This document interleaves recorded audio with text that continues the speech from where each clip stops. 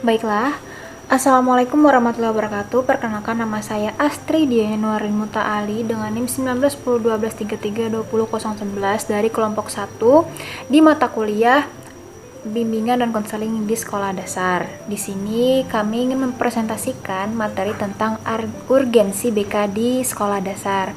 Nah, ada dua teman saya juga, yaitu Ardea Alfa Faiza dan juga Nurul Ajijah.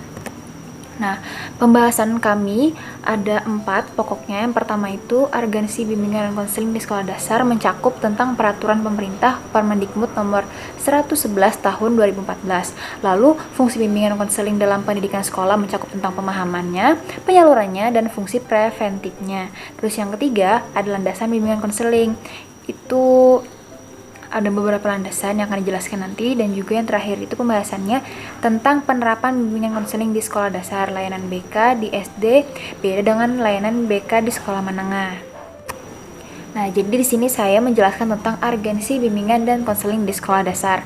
Dasar pemikiran penyelenggara bimbingan dan konseling berdasarkan peraturan pemerintah Permendikbud nomor 111 tahun 2014 tentang penyelenggara program layanan bimbingan dan konseling tingkat pendidikan dasar dan menengah. Adapun tidak kalah pentingnya adalah menyangkut upaya memfasilitasi peserta didik yang selanjutnya disebut konseli atau klien. Nah, agar mampu mengembangkan potensi pada dirinya atau mencapai tugas-tugas perkembangan, misalnya seperti bakatnya dan juga minatnya yang ia miliki. Menyangkutnya tuh kayak aspek fisiknya juga, emosinya juga, intelektual, sosial, moral, dan spiritualnya si peserta didik. Nah, khususnya bagi peserta didik pada tingkat pendidikan dasar atau prasekolah yang sekolah dasar itu. Selanjutnya akan dilanjutkan oleh teman saya. Perkenalkan, saya Dea Alfa Faiza dengan NIM 19101233200019. Di sini saya akan menjelaskan tentang fungsi bimbingan dan konseling dalam pendidikan sekolah. Di dalam fungsi bimbingan dan konseling dalam sekolah terdapat 3 fungsi, yaitu fungsi pemahaman, fungsi penyaluran, dan fungsi preventif. Yang pertama itu fungsi pemahaman. Fungsi pemahaman yaitu fungsi bimbingan dan konseling dalam membantu peserta didik agar dapat memahami dirinya sendiri dan mengetahui potensi yang dimilikinya. Berdasarkan pemahaman ini, siswa atau murid sekolah dasar diharapkan dapat dan bisa memahami atau mengetahui potensi yang ia miliki dan dapat mengembangkan potensinya itu secara optimal. Di usia sekolah dasar, siswa harus mulai dapat mengetahui potensi yang dimiliki, dan maka akan semakin optimal potensi itu dikembangkan. Kemudian fungsi penyaluran. Fungsi penyaluran dalam bimbingan dan konseling itu memiliki peran dalam membantu siswa untuk memilih jurusan sekolah, jenis sekolah, lapangan pekerjaan yang sesuai dengan minat, bakat, dan ciri-ciri kepribadian. Di dalam hal ini, siswa sekolah dasar dibantu oleh si konselor dalam memilih sekolah atau jenis sekolah yang sesuai dengan prestasinya maupun bakatnya setelah ia lulus dari jenjang pendidikan sekolah dasar. Dan yang ketiga, ada fungsi preventif. Fungsi preventif dalam bimbingan dan konseling dalam pendidikan sekolah yaitu berkaitan dengan upaya si konselor untuk senantiasa memberikan antisipasi terhadap berbagai masalah yang mungkin saja terjadi dan berupaya untuk mencegahnya supaya tidak dialami oleh siswa sekolah dasar. Melalui fungsi preventif ini, konselor memberikan bimbingan kepada siswa tentang cara menghindarkan diri dari perbuatan atau kegiatan yang membahayakan dirinya. Selain dari fungsi-fungsi, di dalam bimbingan dan konseling dalam pendidikan sekolah dasar, di sana juga terdapat landasan-landasan.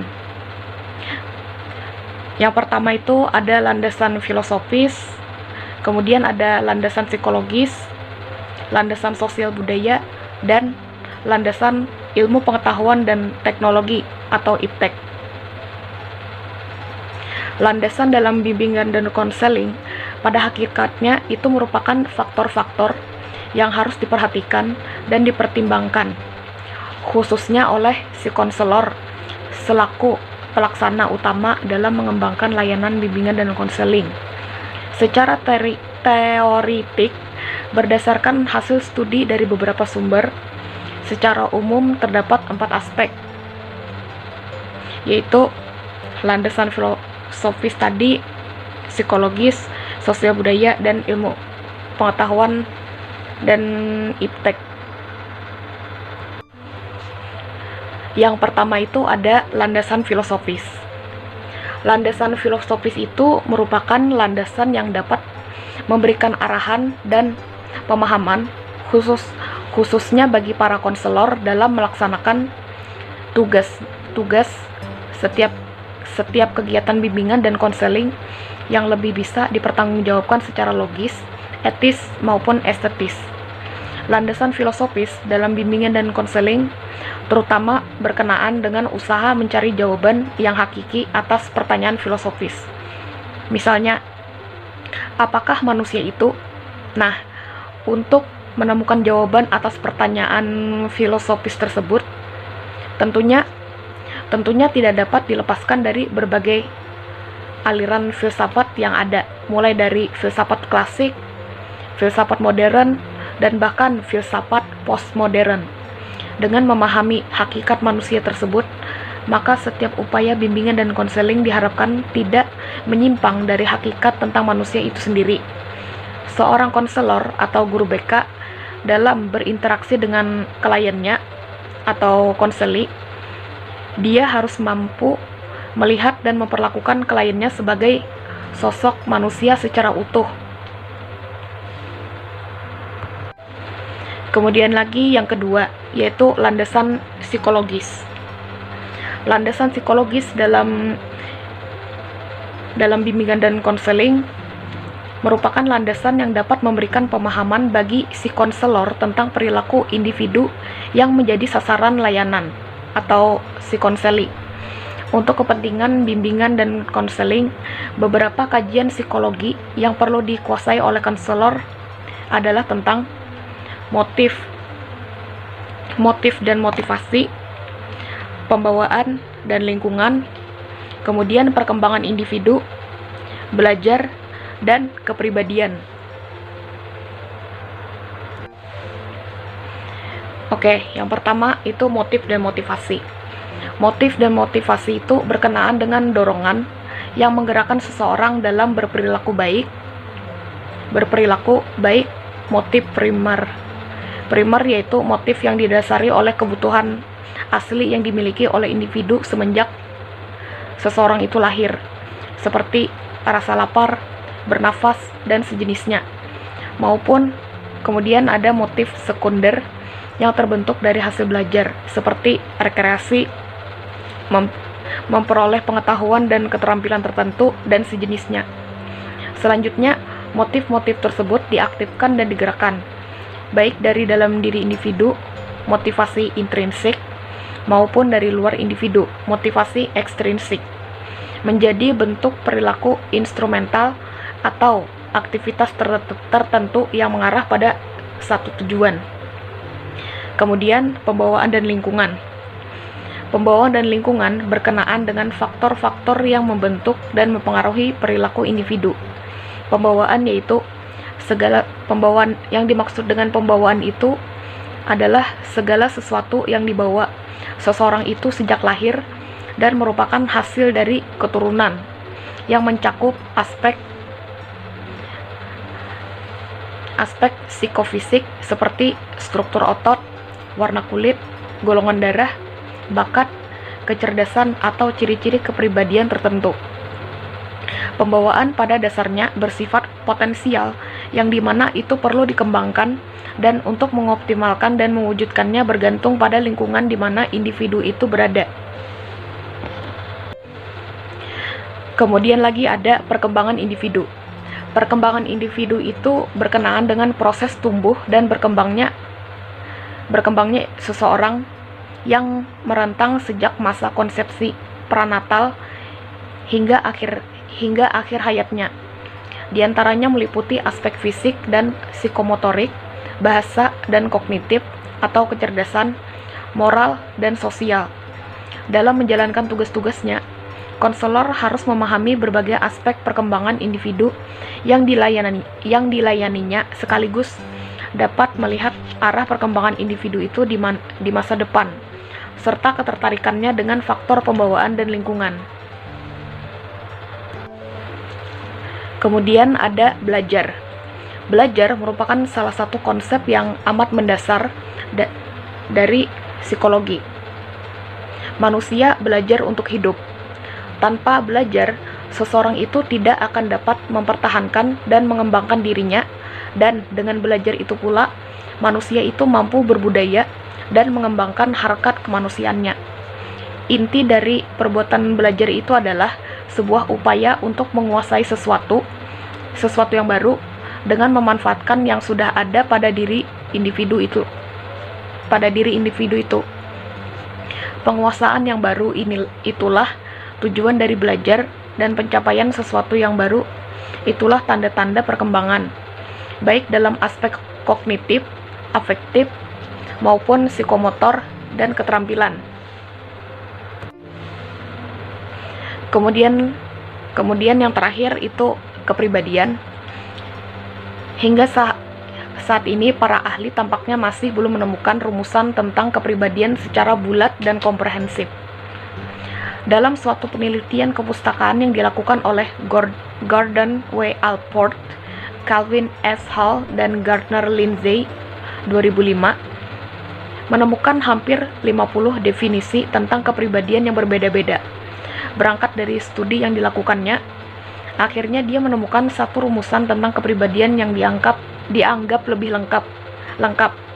Menurut pendapat dia, dinamis dalam diri individu sebagai sistem psikofisik yang menentukan caranya yang unik dalam menyesuaikan diri terhadap lingkungannya.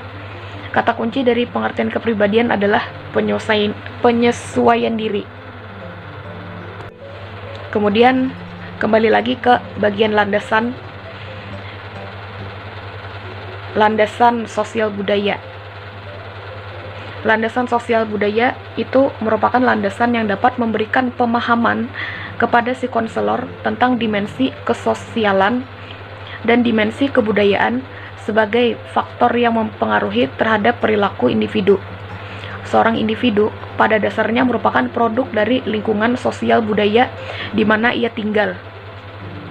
Sejak lahir, ia sudah dididik dan dibelajarkan untuk mengembangkan pola-pola perilaku sejalan dengan tuntutan sosial budaya.